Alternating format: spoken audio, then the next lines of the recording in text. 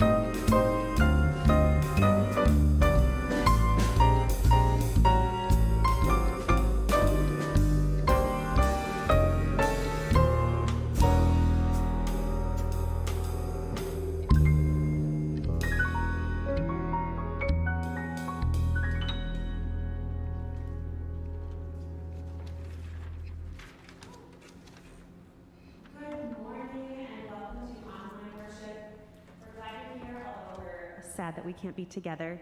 Our opening song is For Everyone Born, and this is new music this month for January. I know you're going to love it. It'll be Plymouth's new anthem.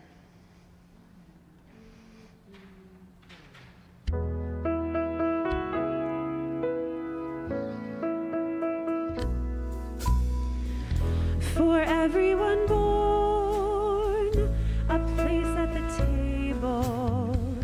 For everyone born, clean water and bread.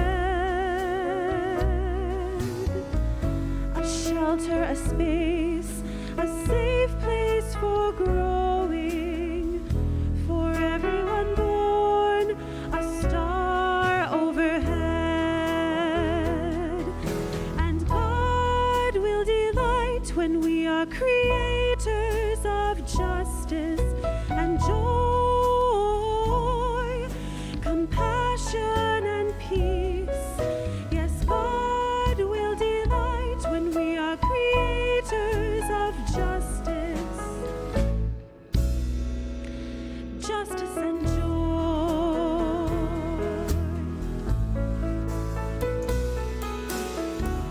For woman and man, a place at the table, revising the roles, deciding the share, with wisdom and grace, dividing the power. For woman and man, a system that's fair.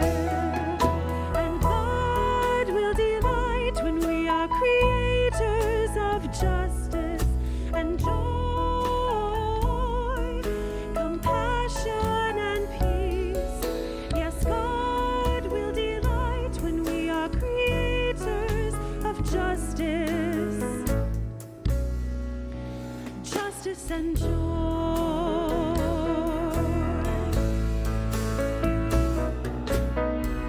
For young and for old, a place at the table, a voice to be heard, a part in the song. The hands of a child in hands that are wrinkled. For young and for old, the right to belong. And God will delight when we are creators of justice and joy, compassion and peace. Yes, God will delight when we are creators of justice, justice and joy.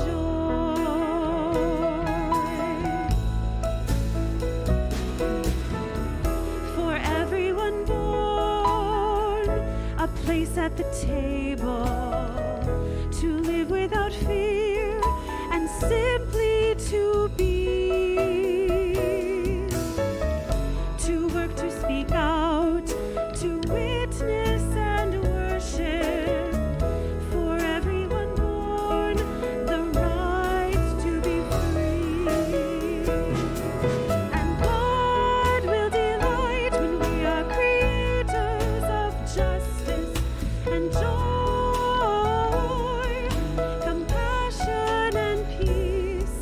Yes, God will delight when we are creators of justice, justice and joy.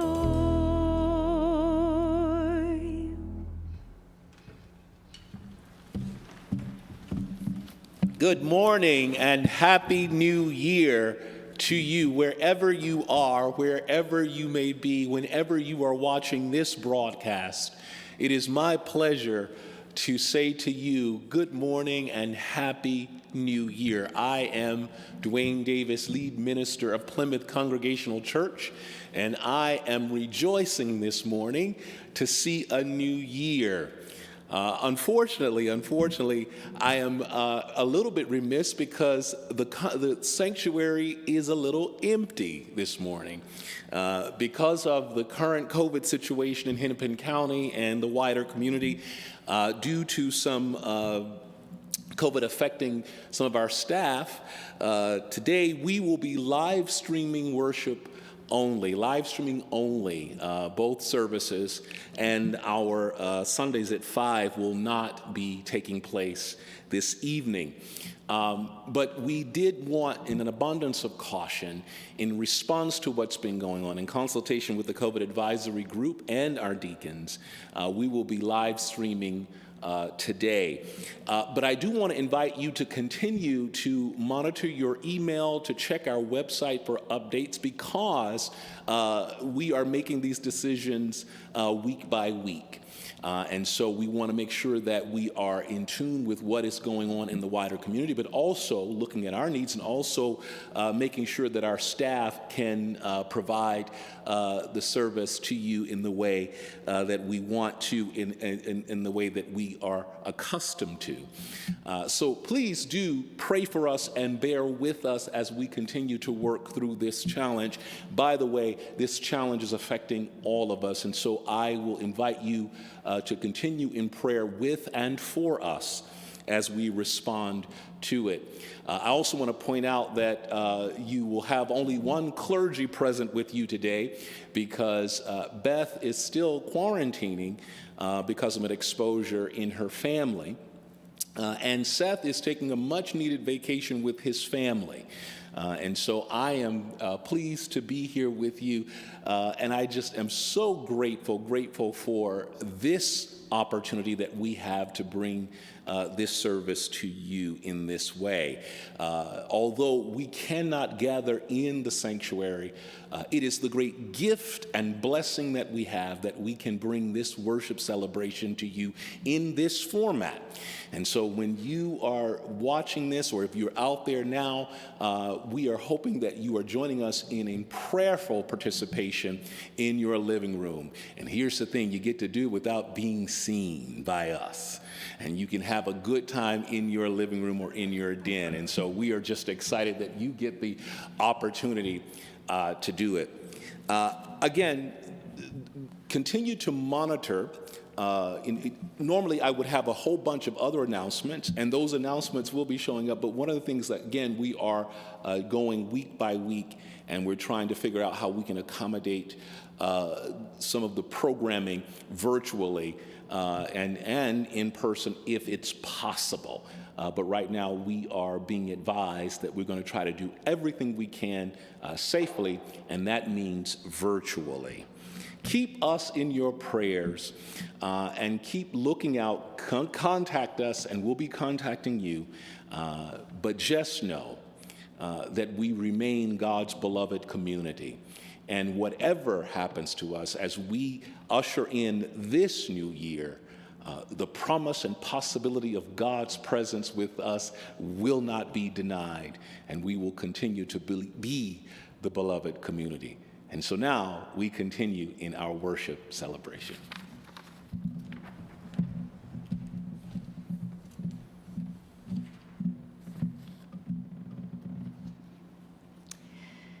Today we light the peace candle for frontline workers, for those who have served us in restaurants, grocery stores, clinics, airline terminals, schools, child care centers, and all those places where they came in close contact with people they may not know.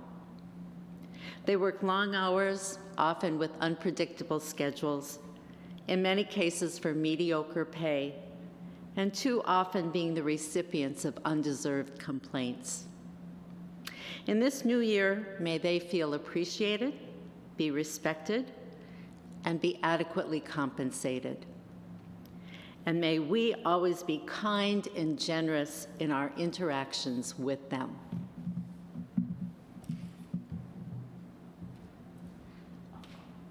DeWayne, it went out.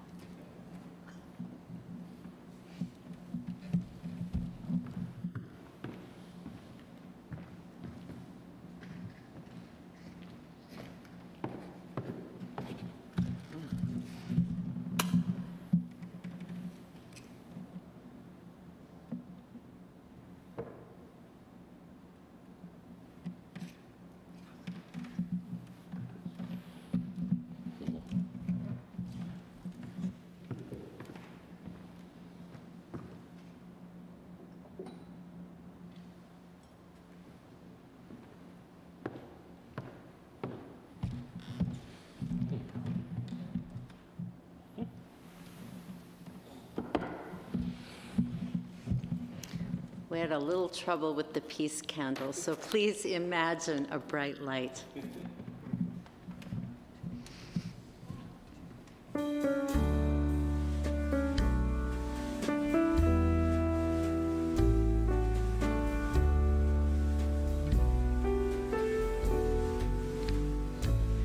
Lift your head, raise your eyes, look around. Your light has come, your light has come. Light the world, heal the earth, bear the Christ. Your light has come, your light has come. Lift your head, raise your eyes, look around. Your light has come, your light has come. Light the world, heal the earth, bear the Christ. Your light has come, your light has come.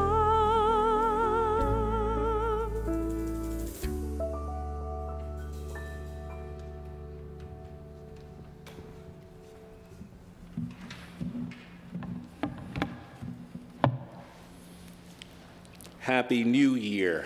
I like saying that. I like saying that. I also just want to thank all of the staff who made it possible for us to get in gear, even though we had to move to live streaming. Really got into action to make sure that we could do this when we would normally be all gathered here in this morning. I want to thank specifically Karen Barstead for helping us to bring the service in the way that we are accustomed to Marie Schultz and our band. Thank you all for making your way here and allowing us to live stream in this way.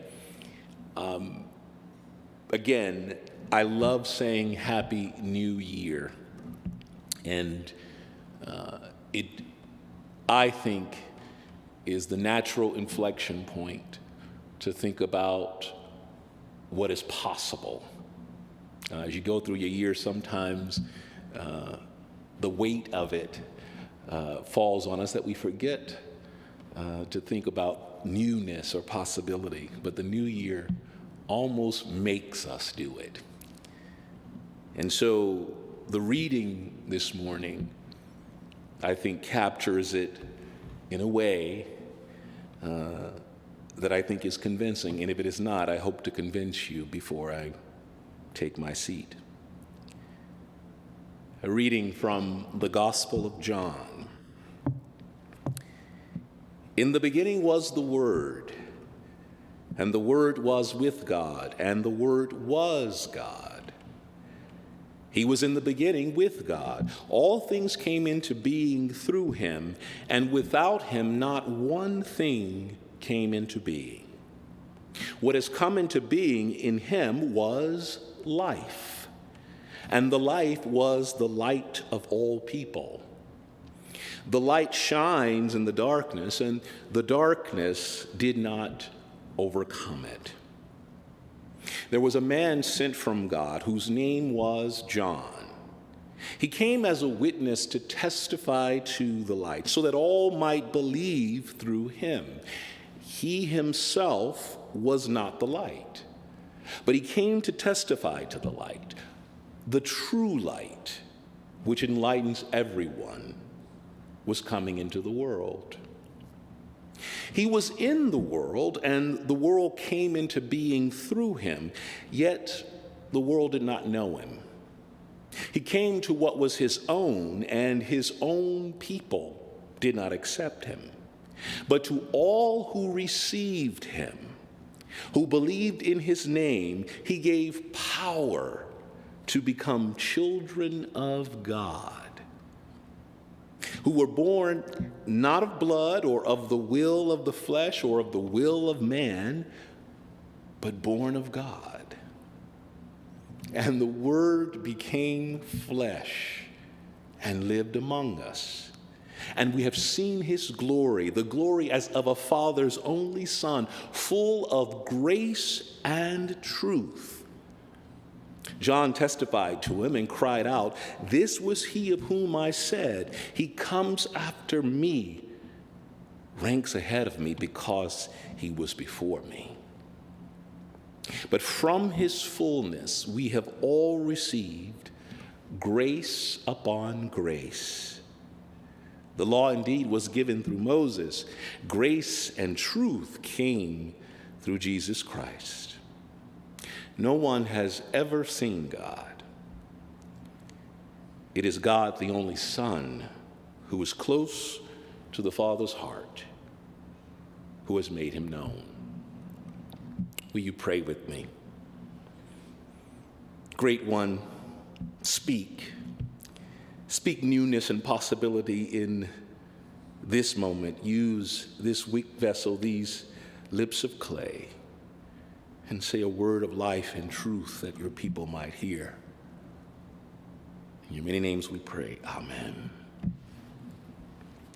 So we have rung in the new year.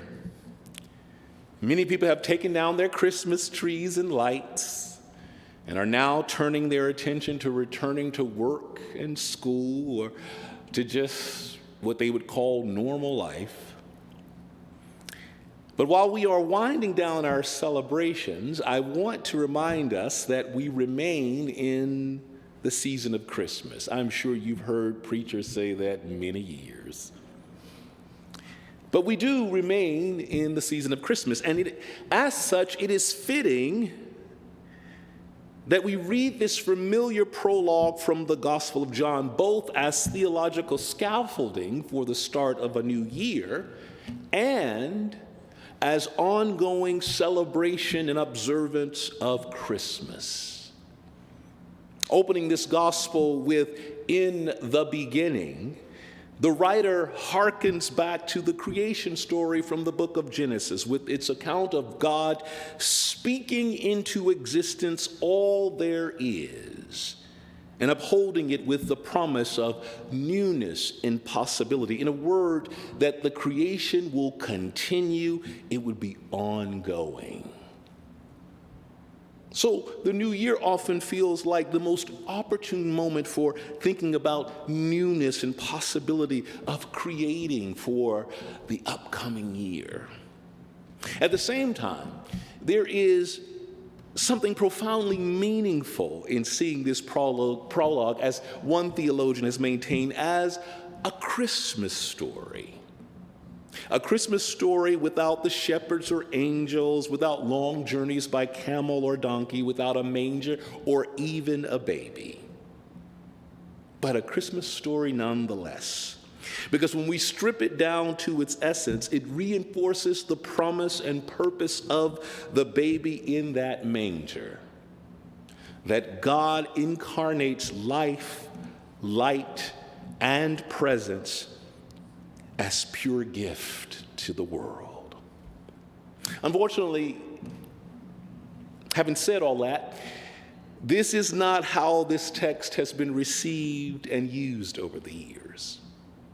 Unfortunately, in human hands, it has become the means by which God has been narrowed, controlled, even withheld.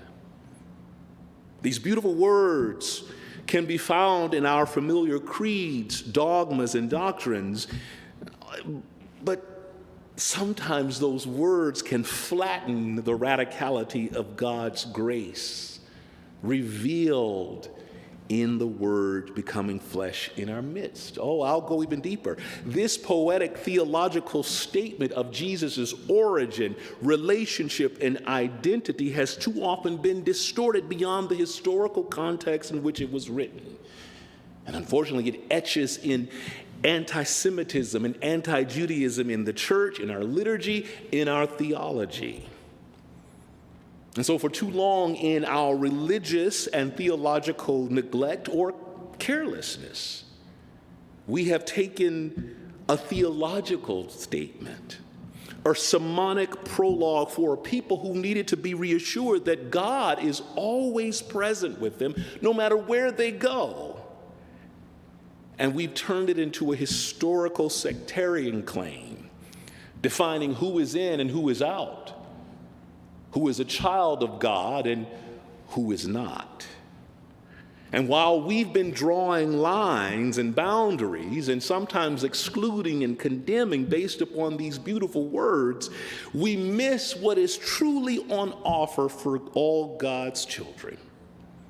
Grace upon grace. Oh, that's the phrase that gets missed. Grace upon grace, emanating from the fullness of God. Let me make that clearer. I'm going to go a little bit deeper in that grace upon grace. You see, in telling a story of Jesus' origin, of Jesus' relationship with God, and Jesus' identity as God's Son, the evangelist of John is telling us that God is giving the world the gift of God's eternal presence. I hope when I said that, you jumped up in celebration. God is giving the world the gift of God's eternal presence. Just as God spoke creation to an existence, God continues to speak through the Word made flesh, through Jesus. A presence that came to exist in time, in history, cannot be encapsulated in words. And so not only does Jesus manifest what God is like, but in his closeness and pre-existence with God, Jesus reveals that an abiding relationship with God is possible for all of us. An abiding relationship with God is possible. The assurance is that we have access to God, that we are a part of God's body, that God is the ground of our being beyond time, belief, birth, tradition, religion. That's a gift. And because no one has ever seen God, we may wonder if God can be perceived, comprehended, can be known. And the good news for all is that God's abiding presence can be known, can be felt, can be shared. That the purpose of all this is life and light. Life and life for all, emanating from the fullness of God. And it is eternal. It is abundant. It is overflowing. It is gift. All gift. Nothing but gift. Gift heaped upon gift. No heritage, no tradition, and no status earned or given can cause God's gift to be withheld or conferred. No creed, no dogma, no doctrine can ever give us that gift. Only God's abiding presence is that gift. No, I'm not naive. I know that's not how we feel. I know that our theological language and our religious traditions make it hard for us to comprehend such reckless abundance that God offers, that the certainties of our creeds and traditions often overwhelm our imaginations such that we believe that scarcity and competition are just the normal way of being. Oh, but I'm here to give you imagination. Keep reading the Gospel of John, and we find people just like us who could not imagine what grace upon grace could mean or what it means to abide in the presence of God until they met Jesus. And all of those who took the time to hear and receive and open themselves to this word made flesh came away from the encounter knowing what it means to be connected to, in relationship with, and abiding within the eternal presence of God. Gift. Just gift. Heaped upon gift. Oh, yes, and the world rejects it. Over and over again. Sometimes we give in to the better angels of our nature. We get glimpses of the light. When we allow ourselves to rise above our distractions and our competition, we see the divine glory as of a Father's only Son, full of grace and truth. But we are often unmoved by the abiding presence of life and light, no matter how God manifests God's self. in every age, and with each revelation, many cannot see it. Cannot see it. Cannot see the God surrounding them. Many refuse to recognize or accept the fullness of God. There are those who cannot comprehend the life and light on offer through the incarnate Word. And we need only look at how masses of people respond when they are afraid or when life becomes uncertain. We see it. Resentment, conspiracies, and even violence abound in a world so disconnected from life and light. The Washington Post recently featured a story about the human susceptibility to misinformation and the persistence of conspiracy theories in our society, and how social media has amplified our divisions, suspicions of each other. We don't trust our neighbor nor our institutions, and to the extent we do trust someone, it's only those who reinforce what we already believe or help us to exclude or demean someone else. One expert said it like this: our brains are not built for truth. Wow. It is frightening to think that grace and truth cannot penetrate our fear, estrangement, and resentment. And perhaps that's why we rest in our anxiety, unable to be moved by the abiding presence of God. The truth of God's abundant love and eternal presence can be too much for us to handle, or not enough for some of us to show up differently. That state of our collective soul was dramatized in a recent movie that people have been talking about. I even joined a group of theologians the other day to talk about the movie Don't Look Up. In the movie, when two scientists discover that a large meteor is barreling toward Earth with enough size and velocity to result in a life extinction level event, they can't even get political and business leaders nor citizens to focus on a solution or work together to protect life. Everybody is so distracted and so acquisitive that they can't do what it takes to survive. Greed and amusement are the only ways people know how to respond to an existential threat. And there was no sense among the masses that the gift of life and light was worth protecting, or even if it mattered at all. There was only futility, emptiness, nihilism in a world known for clawing for power, control, immortality at the expense of neighbor, at the expense of the creation. I won't tell you the ending of the movie, but boy, to think that when an existential threat was known, the movie makers concluded that we could not come together. But there is good news in our text today. Jesus embodied and made real God's gift of life and light to be received and embodied in our midst of fear and anxiety. The good news is that grace and truth are comprehensible. God can be known, and life is intended to be lived abundantly. Jesus would declare it explicitly later on in this gospel. I came that they may have life and have it abundantly. No, that's not about prosperity. That's about the fullness of God being embraced by us all. And none of that depends on creeds, doctrines, and dogmas we've created over the years.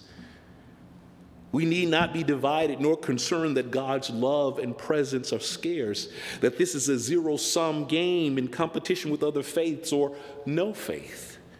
We need not dismiss or discount how others find that life and light that God reveals, because it doesn't look like what we are comfortable with, or it isn't consistent with what we have received. We need not doubt that the ongoing presence of God remains with us through times of grief, loss, and disappointment, and we don't have to do anything to earn it. The fullness of God is big enough to encompass all who are open to the ways God reveals God's self.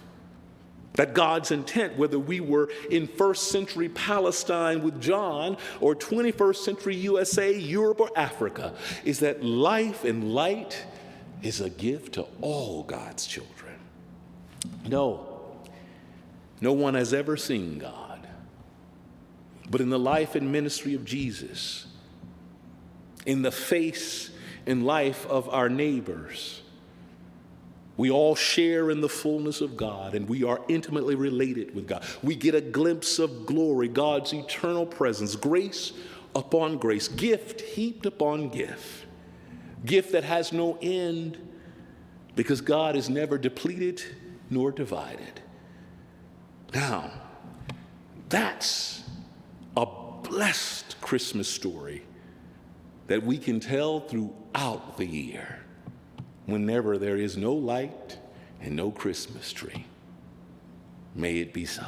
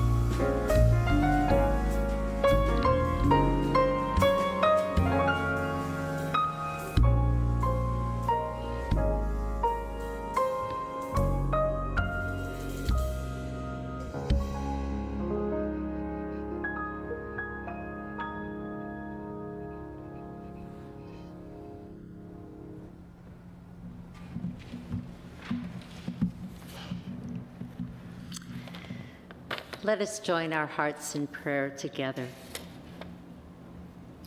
Creator of all that is good, as we step into this new year, we are tempted to look back on 2021 and say, good riddance. And yet there was so much goodness in the year gone by, a year whose gifts we acknowledge with deep gratitude. We are grateful for the gift of a democracy that survived a vicious attack on January 6th, when courage and integrity affirmed a fair national election. We thank you for those leaders who stood fast in the face of danger and honored voters' intentions. We are grateful for the gifts of a jury system that brought justice to communities often disregarded, for First Amendment rights that allowed us to protest in the media in town hall meetings and on the streets, and for a renewed commitment to racial, climate, and economic justice. We are grateful for Plymouth Church. We love the tent in our parking lot that opened up opportunities for in-person worship, meetings, concerts, and youth programming. We reveled at our parking lot celebrations of Easter, Rally Sunday, Halloween, and Christmas. And we treasured the days when we were able to worship in our beautiful sanctuary, safely masked and distanced. We are grateful for the gifts of vaccines and booster shots, especially when they became available for our youth and children. We are grateful for all who made sacrifices to keep us safe. We are grateful for the gifts of our ministers and church staff. They made all that the church offered seem so smooth and easy, when behind the scenes they wrestled with decisions, pivots, uncertainty, and yes, complaints. They gave up their time and creativity to ensure we remained in community. We are grateful for the gifts we now name in our hearts during this time of silence, knowing that God is mindful of our gratitude even before we speak it.